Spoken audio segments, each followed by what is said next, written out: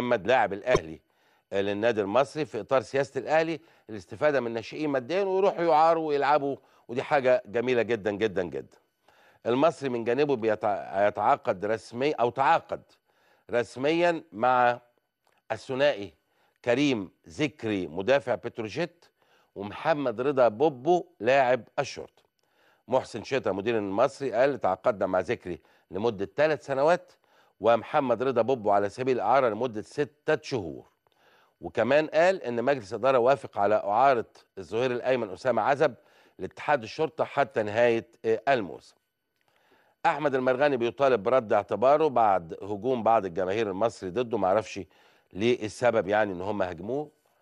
احمد المرغني لم يشارك في مباراه المصري الاخيره اللي فاز فيها اتحاد الشرطه بهدفين نظيفين، ولكن سبحان الله نال هتافات جماهيريه من البعض.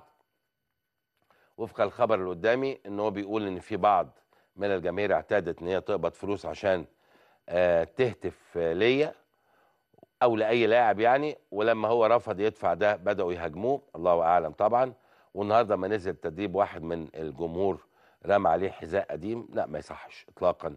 ولازم الجماهير اللي حوالين الشخص ده او المجموعه دي لازم تنهر عن هذا السلوك. في النهايه ده لاعب بيمثلك وبيرتدي التيشيرت بتاعك، ولما ترمي عليه حذاء قديم انت بترمي على رمز النادي التيشيرت اللي هو بيرتديه. اعتقد ده امر الحقيقه ما هوش جيد اطلاقا.